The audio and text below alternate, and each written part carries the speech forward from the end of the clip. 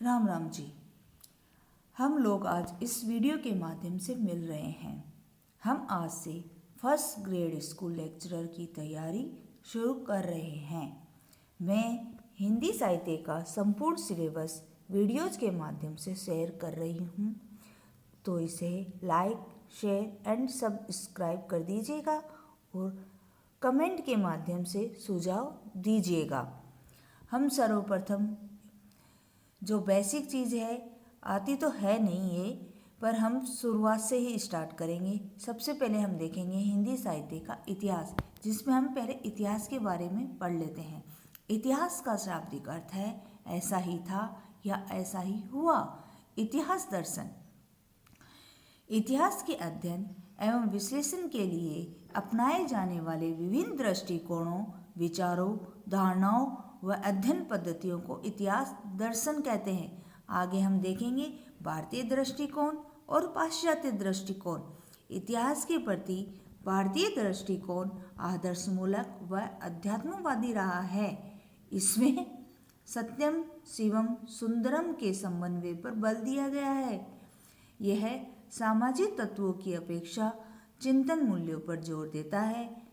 इतिहास के प्रति पाश्चात्यवादी दृष्टिकोण यथार्थवादी, विकासवादी अर्थात वस्तुगत दृष्टिकोण था। यानी कहने का तात्पर्य है कि पाश्चात्यवादी जो थे वो तर्क पर जोर देते थे, भावनाओं पे नहीं।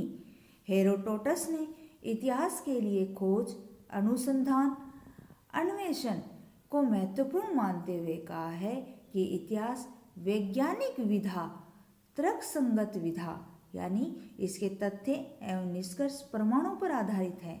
मानव जाति से संबंधित व अतीत के आलोक में भविष्य पर प्रकाश डालने वाला होता है। फ्रेंच विद्वान तैन इतिहास को समझने के लिए 3 आवश्यक तत्व बताए हैं। पहला है जाति, वातावरण, क्षण विशेष। क्षण विशेष से यहाँ तात्पर्य है समसामयिक परिस्थितियाँ। माफ कीजिएगा।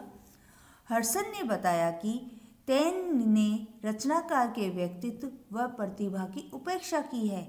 हमारे रामचंद्र शुक्ल जी, इतिहास का साहित्य का इतिहास जनता की चित्तवृत्ति का संचित प्रतिबिंब होता है। तब यह निर्धारित है कि जनता की चित्तवृत्ति के परिवर्तन के साथ साथ साहित्य के स्वरूप में भी परिवर्तन होता रहता है। यानी इतिहासकार या साहित्यकार का मन जैसा होता है, उसके मन की भावनाएं जैसी होती है, उसी के आधार पर वो रचनाएं करता है।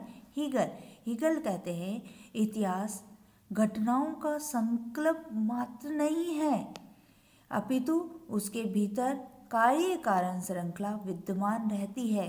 गणपति चंद्र गुप्त जो महत्वपूर्ण है, उन्होंने कहा है साहित्य की विकास प्रक्रिया में 5 तत्व महत्वपूर्ण होते हैं।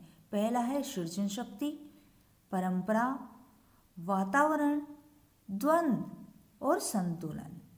द्वंद्व साहित्य की मूल प्रेरणा है। द्वंद्व के बिना साहित्य आगे नहीं बढ़ पाएगा। सार रूप में हम कह सकते हैं कि साहित्य के इतिहास का अध्ययन व विश्लेषण करते समय रचनाकार की प्रतिभा व व्यक्तित्व, युगीन चेतना, साहित्य व सांस्कृतिक परंपराओं एवं रचनाकार द्वारा अभीष्ट की प्राप्ति आदि तत्वों को ध्यान में रखना चाहिए ही, जिसके कारण साहित्यकार का जो साहित्य होगा वो श्रेष्ठ उच्च कोटि का कहलाएगा। नमस्कार।